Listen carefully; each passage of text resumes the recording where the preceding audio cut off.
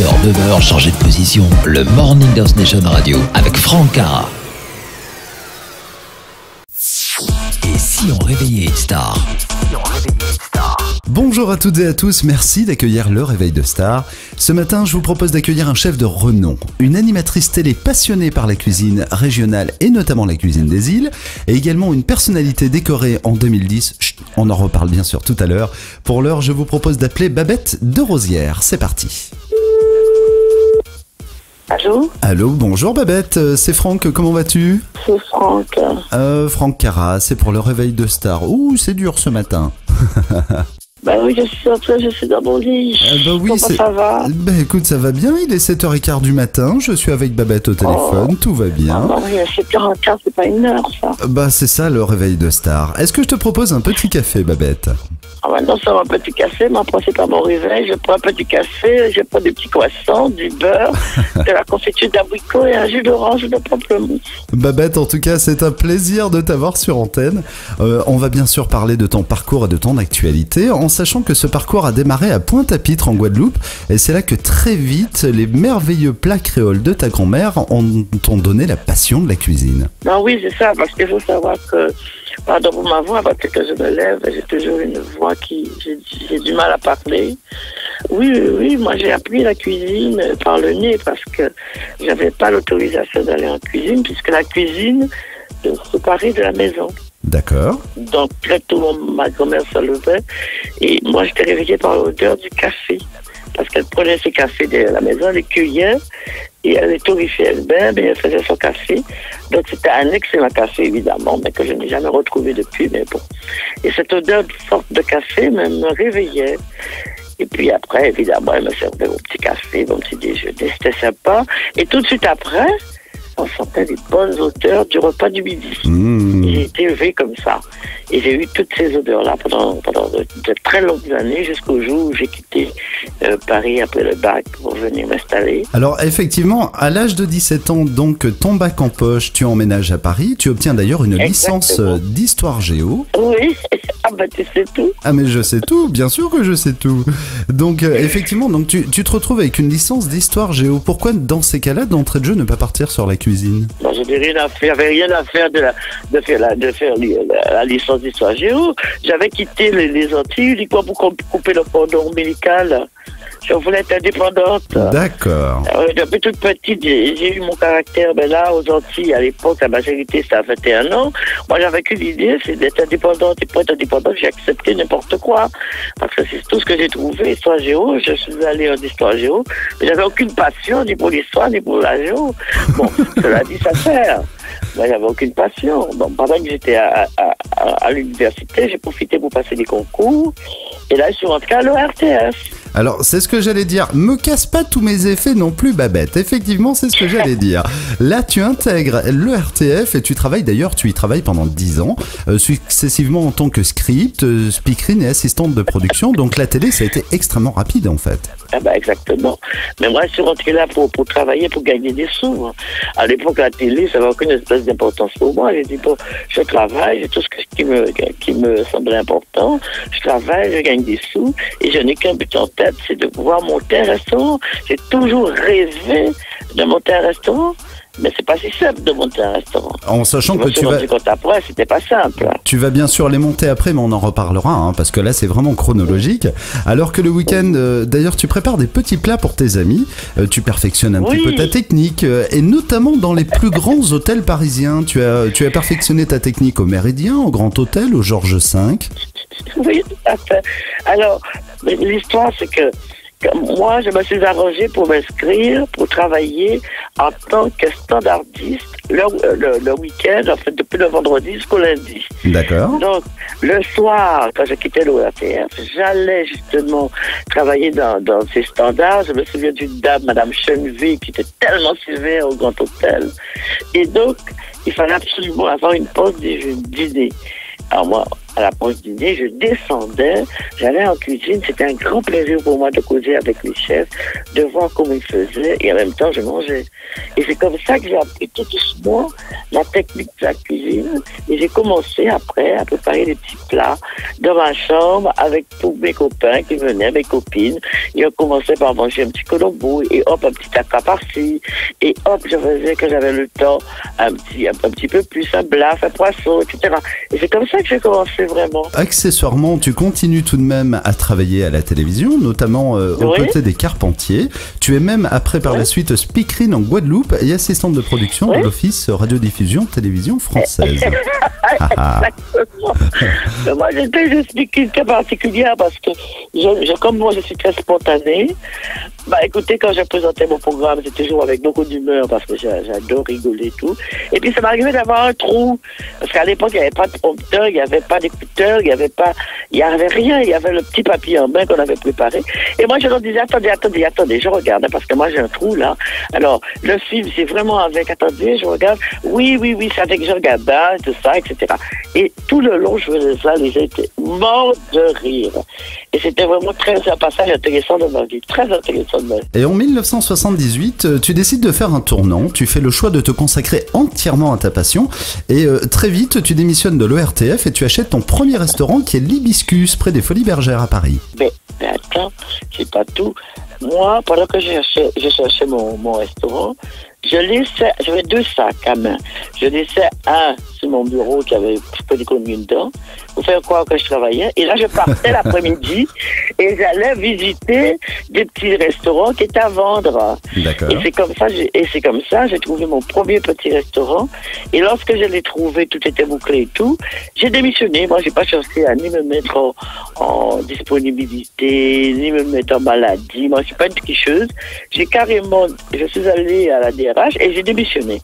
Tout purement simplement. Et après, j'ai eu mon petit restaurant découvert. J'ai commencé à travailler avec un plat unique. Mais là, mon point fort, c'était de faire l'attrait de la clientèle. Alors, je me suis dit, l'attrait de la clientèle, c'est de faire des poches. Alors, j'ai fait des multitudes de bocaux, de poches à base de fruits et des acras. Et ça attirait tout le monde. Dès que les gens sortaient de Folies Bergères ou alors avant d'aller, les gens venaient prendre leur petit punch. C'était le passage obligé pour le petit punch et les acras. Et en même temps, je leur proposais un plat du jour qui était le même d'ailleurs. Parce que j'avais fait un seul plat à l'époque. En sachant que de là, c'est monté très vite parce que tu as eu d'autres restaurants quand même extrêmement réputés. Tu as eu la plage des Palmiers à Saint-Tropez. Oui. D'ailleurs, après, tu repartiras en Guadeloupe où tu as acheté le Jardin des Gourmets et le Jardinet à Gosier, puis le Clos d'Arbaud notamment. Il est au courant de tout. C'est une horreur.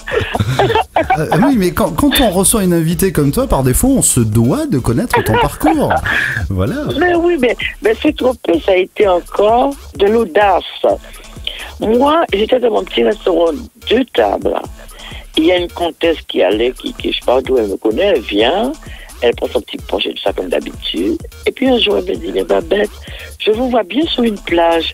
Je lui dis, mais elle est folle, hein. Moi, elle est folle. Elle me voit sur une plage, il n'y a pas de plage à Paris. Elle m'a dit, vous connaissez Saint-Tropez? Je dis non. Elle m'a dit, je vous vois sur une plage à Saint-Tropez. Curieuse, ambitieuse, je lui ai dit, ok. Mais moi, je vais voir la plage, mais à aucun moment, j'ai pensé que c'est un restaurant, un truc de 200, 300 couverts. Moi, j'ai dit d'accord, elle m'envoie un billet, Paris-Toulon. Toulon, j'arrive, elle m'emmène en voiture à Saint-Tropez. J'arrive, je vois un truc merveilleux, ça me rappelle les Antilles. Mais c'était que des restaurants. Ouais. La Croix, etc., la place des Palmiers. Et là, elle me dit, voilà, si t'es d'accord, c'est pour toi. Ah! Alors, du coup, j'ai failli suffoquer, mais j'ai dit, en moins 30 secondes, et puis je me suis dit, pourquoi pas? Avec audace. Allez, on se lance. Mais en disant pourquoi pas, j'ai dit, moi, mais tu es vraiment gonflé, mais comment tu vas faire? J'ai dit, pourquoi pas? Ok. Et puis, je repars à Paris. Là-dessus, j'arrive à Paris, j'appelle mes copains, je dis voilà, on a trouvé ça. J'ai un copain qui était dans le métier de la restauration comme commis, il venait de démarrer, j'ai dit écoute, tu vas faire le Billardin. J'ai appelé une copine qui était mannequin vedette chez Dior. Je lui ai dit écoute, je sais que tu sais faire des gâteaux, donc tu vas faire des gâteaux. Et voilà, on est parti à Saint-Tropez, l'histoire pensant que c'était éphémère, que c'était pour juste quelques temps, quoi. C'est un week-end, un mois. Et ça a cartonné. Et puis là, je me retrouve avec une plage sur les bras. il fallait faire ça. Donc j'ai appelé tous mes copains, on a fait une colonie de copains. Et je me suis mise à faire qu'un seul plat que je connaissais, des ponches, une grosse salade, le poulet en colombo, accessoirement du poisson grillé avec la sauce du riz. C'est tout ce que je faisais. Et des bananes flambées. On a eu un succès pas possible à tel enseigne que j'ai gardé cette page 3 saisons. C'est énorme. Et après, je suis partie aux Antilles. Et c'est là que j'ai monté le Jardin des Gourmets, le Verdinet, etc. Et en 1988, de là, c'est parti aussi pour une autre carrière très belle d'ailleurs. C'est la cuisine, mais à la télévision. Notamment, on te retrouve avec des journalistes comme François Robos. Tu as travaillé sur. Il n'y a pas meilleur. Et tu as travaillé sur Télématin, Matin Bonheur, Coucou c'est nous, La cuisine des mousquetaires, Escapade de Petit Renaud d'ailleurs. J'ai fait 6 ans aussi, j'ai Sophie d'avant.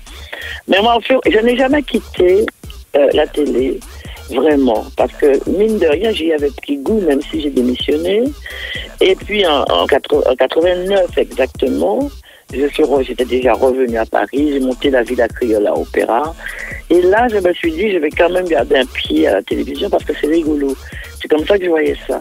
Et là, j'ai essayé de demander aux uns aux autres, est-ce qu'on peut faire une émission de cuisine sur la cuisine des Antilles? Bien évidemment, marionné, non, c'est pas les céréales de la chaîne, pas question de parler d'épices et de piments à la télé, blablabla, ce que je comprenais d'ailleurs.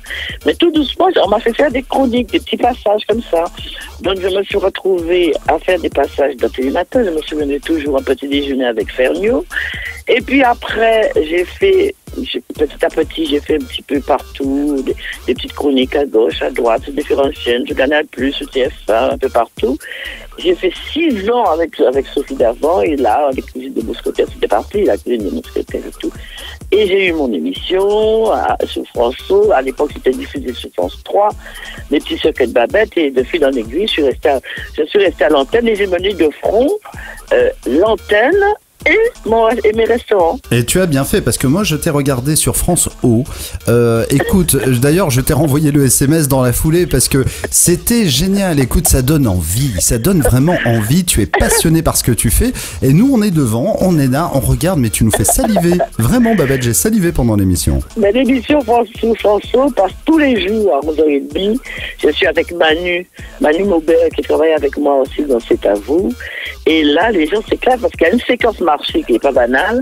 Et sur la séquence marché, j'explique aux gens comment choisir leurs produits, bien choisir leurs produits, comment les cuisiner, comment les conserver. Et puis, je leur donne des astuces. Et puis, Manu aussi trouve des petits objets insolites, mais utiles pour la cuisine, qui permet justement aux ménagères, aux messieurs aussi, de faire la cuisine avec beaucoup d'aisance en rigolant. Et ça, c'est vraiment très sympa. Nous, on se prend par sérieux, on fait des recettes simples, mais dans la bonne humeur, et les gens sont très contents. Et en plus, nous avons le conseil d'un nutritionniste qui nous dit, au plat, il faut faire ci, ça, pour avoir un plat équilibré. Et je suis très très bien dans cette émission. Ça fait 4 ans que je la fais, cette émission. Et puis à côté de ça, tu écris des livres aussi, parce que tu en as écrit pas mal. J'ai écrit 14 livres, dont un traduit en cette langue, et je sors en octobre les recettes d'Alexandre Dumas par Babette de Rosière. J'ai pris parmi les 3000 recettes d'Alexandre Dumas qu'il a écrit grâce à ce beau dictionnaire de cuisine qu'il nous a laissé en patrimoine. J'ai pris 60 recettes que j'ai remis au goût du jour, mais ça n'a pas été facile. Hein. Le livre sera merveilleux et le livre, figure-toi, je te donne un scoop, le livre fait sa sortie nationale le 20 octobre à Villers-Cotterêts, dans la ville de naissance d'Alexandre Dumas. Et tu sais, ce jour-là, en fait, c'est le 21e festival d'Alexandre Dumas. Il va y avoir beaucoup de monde et les éditions de chaîne se sont associées avec ça. Et c'est la sortie nationale de ce livre d'Alexandre Dumas. Et le lendemain, c'est la sortie nationale de ma gamme de plats cuisine et bio. Parce qu'avec tous les scandales qu'on hier encore, j'ai vu un reportage sur les viandes de cheval que les gens mangent dans les raviolis, dans les panzani, dans les William Saurin et compagnie. Je suis très contente d'avoir choisi le bio parce que moi, le bio, c'est manger vrai et il y a une traçabilité dans le bio. Et je peux t'assurer, c'est formidable. Et mes plats, j'ai mis du temps à les concocter, Mais le public ne sera pas déçu parce qu'il sera dans tout, il sera partout. Dans toutes les grandes surfaces, il sera partout. D'ici à la fin d'année, bien sûr, nous reparlerons de ces actualités, en sachant que tu en as une autre aussi, qui est la case de Babette, que tu as ouvert à la Mole. C'est mon bébé. C'est mon bébé, c'est tout petit, c'est à Mole dans les Yvelines. Et ça s'appelle effectivement la case de Babette. C'est vraiment très sympa. C'est un lieu où il y a 20 couverts l'hiver. Et l'été, avec le parc, c'est grand, on peut prendre un nombre de couverts que l'on veut. Mais c'est uniquement sur réservation. Et d'ailleurs, on peut retrouver toutes les photos, le menu, et d'ailleurs, le site est très bien fait. Vous allez sur lacasedebabette.com et on retrouvera bien sûr toutes les infos. Et midi et soir, tous les jours, on travaille. D'accord, c'est bon à noter ça. Été comme hiver. Ah ben là, il y a le petit café, on le prend quand, et mon croissant, et ma confiture de cerise, et mon jus de pamplemousse.